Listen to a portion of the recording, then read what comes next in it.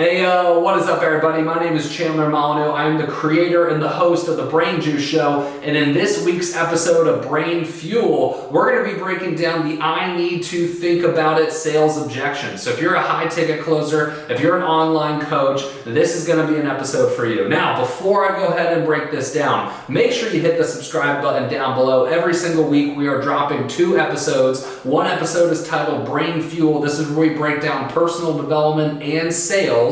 And then we drop another episode called Brain Juice Unfiltered. This is where I give my take on news, conspiracy theories, sports, and really any topic that I want to discuss. All right, but let's get into this week's Brain Fuel topic. Once again, we're going to be talking about and solving the I need to think about it sales objection.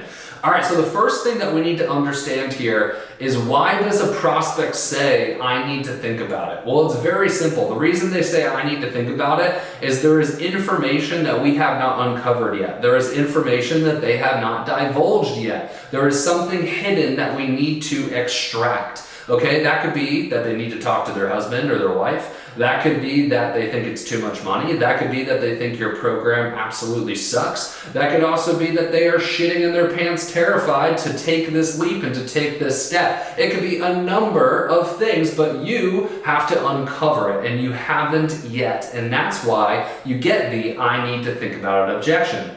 Okay. Here's exactly what we do not want to do, all right? So if you're a high-ticket closer, if you're an online coach, this is what you don't want to do. You don't want to, if they say, hey, Chad, you know what? Program sounds great. I really just need to think about it, right? The wrong thing to do is, hey, Steve, that's okay. What do you need to think about? All right, so 2 reasons why we don't want to do this. Number 1, it can come across as confrontational.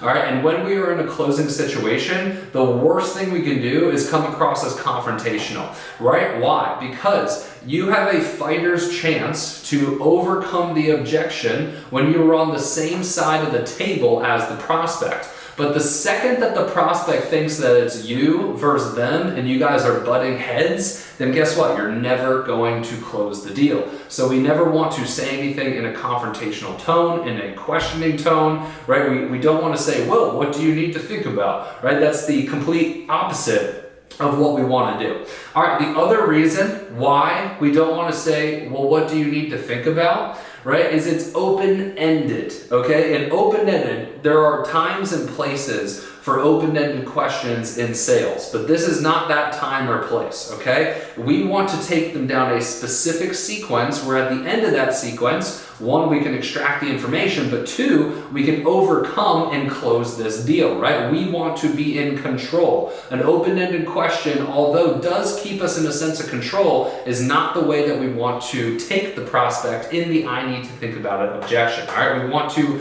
instead give them a list of options to choose from so that we are in control and can guide them down this path and solve the problem. All right, so that's what we don't want to do. We don't want to say, well, what do you need to think about? All right, so what exactly do we want to do? Okay, we want to extract the information of what they need to think about out. We're going to present them options, and then we're going to solve whatever problem it is. Okay, so here's what we're going to do. The very first thing, like I said, we don't want to be confrontational, right? The very first thing, we want to agree with them. If you're listening to this, you probably already know that. That's not new information. So if somebody says, hey, Chad, you know what? I really just need to think about this decision. I always just take 24 hours and think about this. I say, hey, you know what, Steve? I respect that. Is it okay if I ask you some questions, and by the end of our conversation, if we haven't gotten over the hump, you know what? I'll give you those 24 hours to think about it. Is that fair with you? So what did I do there? Right? I agreed with him, but I didn't just say, you know what, I agree. Instead, I agreed with him. I invited him to have this dialogue with me. And then I said, by the end of that dialogue, if we don't come to a conclusion, I have no problem giving you that 24 hours, which makes him feel safe continuing to have this conversation with me. Okay, so he says yes. So I say, awesome, cool. So usually when somebody tells me they need to think about it, it really just comes down to 4 things. All right, now this is going to be specific to the online coaching space. All right, so that's the space that I serve. That's the space that I help. All right, so it really just comes down to 4 things. All right, number 1, you don't believe that the program can help you lose these 30 pounds. All right, that would be the first one. The second one would be, you're not quite sure if you can follow through, right? You saw everything the program has to offer, you saw the time commitment, you're just not sure if you have the time to commit to this program. Number 3 is the belief, right? You're not quite sure if you believe that you can do this. And I'm not talking about the program here, Steve. What I'm talking about is losing these 30 pounds. There's a little bit of fear, maybe some imposter syndrome about, being able to actually accomplish this feat. And the last thing you'd have to think about, Steve, is if you can financially afford it. So out of those 4, Steve, the program, your follow through, your belief that you can accomplish this goal, and the finances, which of those 4 is it for you? What do you have to think about? Okay, so we present those options. All right, so now what I'm going to do is I'm going to go through, 1, 2, 3, 4, so he can answer one of 4 different ways. I'm going to teach you how you would solve the problem depending on which of the 4 Steve chooses, okay? So let's say Steve chooses the program. All right, so let's say Steve says, you know what, I'm just not quite sure about the program, right? I would say, hey, that's totally fine. Maybe there's a misunderstanding here in terms of what we deliver. What exactly do you feel like is missing? All right, so then we're gonna do an open-ended question there, applicable there. And, he'll fill in the blank. Well, the accountability. I feel like I need more accountability, right? So what I would do is I would go back to the accountability slide. I would always have a slide presentation in terms of how you convey your program. I'd go back to the accountability slide and I'd say, all right, so, we offer 24/5 text access, a 1-time-a-week check-in, we have the community group, and we have a weekly call. What do you feel like is missing there? Like, where do you feel like we could provide more value for you, right? And then maybe he says, well, I want the ability, to maybe get like a daily little text reminder, a daily little motivation. Right here is where you don't want to be rigid. You want to be open-minded, right? So I would say, hey, that's totally fine, Steve. How about we do this? For the first 30 days, I'll throw in a sign-on bonus. So if you sign on today, for the first 30 days, I'll personally text you every single day for the first 30 days to check in and also to motivate you to get XYZ done. How does that sound? Does that sound fair? Right, so what did I do? I gave him a same-day sign-on bonus. So bonus means it feels exclusive, right? It's exclusive to him, meaning that it's not a part of the program, I'm helping him out. And then I created a little bit of urgency. I said, this is a same-day sign-on bonus. If you don't sign on today, you're not gonna get this deal, all right? So that's how I would handle this one, all right? So how I would handle this one, once again, I'd figure out what aspect of the program they feel like they're missing. I'd go back to the slide. I'd say, what else do you feel like you need? And then I would offer, obviously depending on if it's reasonable or not, I would offer the request as a same-day sign-on bonus, okay? So that's how I'm solving that problem. Now, the next one here is time and follow through. So Steve says, you know what? I'm really busy right now. It's a busy season for me at work. And also, the family is crazy busy. The kids have sports right now. I'm just not sure I'm going to have the time for this program. All right. So here's what I'm going to do. I'm going to say, hey, totally respect that. I know it's a busy season. Would you agree with me though, that fitness, you have to be able to have that skill through any season of life, right? It can't just be when you don't have time, because if it's only when you don't have time, then we're never going to sustain results. So do you agree that we need to learn how to build habits regardless of what's going on in our life? He says yes. Cool. That opens the door for the next thing. So the next thing I'm going to do here is I'm going to say, all right, sweet. So good news for you. I've actually broken down how much time goes into our program. So with the weekly accountability, the workouts, the nutrition, this is only going to be 2 hours a week. Now, let me ask you, do you feel like you can find 2 hours a week in order to reach this goal? All right. If he says yes, I've solved the problem. If he says no, I would say, okay, hey, look, that's totally fine. Like I've communicated to you before, our programs are completely customizable. So how much time do you feel like you have a week? Like, do you feel like you can do an hour a week? He says yes, and I say, all right, great. So here's what I'm going to do. I'll adjust the workout program. So instead of it being 60-minute workouts, I'll have 15-minute workouts at home. This way it's customized and tailored to your schedule, and we can still reasonably accomplish this goal. Does that sound fair? He says yes. What am I doing here, right? I got the buy-in with the first question, okay? But I'm creating a feeling of customization here, where on the spot, I'm customizing his program, which creates that exclusivity, right? Makes him feel confident that I'm not just here for the money, but I'm here to serve.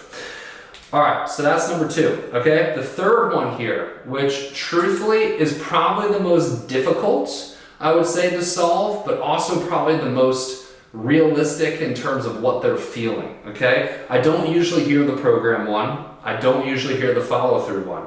I do typically hear it's the belief and the fear. People will say, yeah, I do have a little bit of imposter syndrome. So let's role play this, okay? So you know what, Chad? I just feel like I'm having a little bit of imposter syndrome here, if I'm being honest. All right, so really quick, just coaching you through this. There's 3 different ways I like to solve this. The first one I like to call the why, label, and close. Okay, why, label, and close. So I'd say, Steve, you know what? I totally get it, man. A lot of our clients come into this, they're a little bit nervous. This is a big change for you. I know you want to lose these 30 pounds so you could be a better father. I'm re-bringing up the why. Is that still important to you? Asking that question to get the buy-in. Awesome. You look like the type of guy who solves challenges. You look like an action taker. Would you agree? I'm labeling him. Awesome, cool. So look, if you're an action taker and this is really important to you, are you going to let a little bit of fear hold you back from reaching this goal? No, you're not? Great. Well, let's commit. Right? So re-brought up the why, got the buy-in that it's still important. I labeled him as an action taker. So guess what? Labeling means that they're going to want to follow through with how I perceive them to be. So if I perceive him to be an action taker, he's going to want to follow through and be an action taker, right? Use that as leverage to close the deal. Okay, so that's the why, label, close. All right, the next one I like to use is the 80-year-old. Okay, so here's what I'll say. Steve, look, I know you want to lose these 30 pounds. I know it's really important for you and your family. I know you personally said that you can't feel like you could be the best father unless you lose these 30 pounds. Is this still important to you? Get the buy-in. Awesome, man. Well, hey, do you mind if I challenge you here? Get the buy-in. Awesome. So let's fast forward. I want you to imagine you're 80 years old. You're sitting in a rocking chair. You're reflecting back on your life. What would that version of you tell you to do in this moment? Oh, that version of you would tell you to take action? Well, guess what? We don't want to get to the end of our life and have regret here, Steve, do we? The only time to take action on this is right freaking now. Are we going to let a little bit of fear hold us back, or are we going to commit and accomplish this once and for all? Close the deal. All right, that's the 80-year-old. All right, the last one here is 12 months if you do, 12 months if you don't. Steve, look, totally get that you're a little nervous to lose these 30 pounds. Is this goal still important to you? Get the buy-in. Cool. Do you mind if I challenge you? Awesome. So let's extrapolate 12 months from now. Okay? You haven't accomplished your goal. You're in the exact same position that you're in today. What would life look like 12 months from now if nothing changed? What else? What else? What else? What else? Get them to maximize. All right, well, hey, let's flip this. All right, let's get a little positive here. Let's say that you start attacking these goals right away. 12 months from now, you've lost the 30 pounds. What does life look like then? What else? What else? What else? What else? Awesome, Steve. Well, hey, here's the big question. Are you willing to settle for anything less than that dream vision that you just described to me? You're not? Great. Let's commit. Okay, so those are the 3 ways that I like to solve the fear one. All right, now it comes down to the last one here is the money one. All right, so the money one's the easiest one. When they say the money one, I am ecstatic. I'm so happy. I know I'm going to close this deal. I just got to find the right terms, and I got to get them in a resourceful state. So when they say finances, hey, totally get that you want to think about finances. Honestly, that's the easiest part of my job. Are you in a resourceful state where we can come up with a payment plan that's fair to you, but also fair to us? You are, Steve? Awesome. And then I just go back and forth, find terms, and close the deal.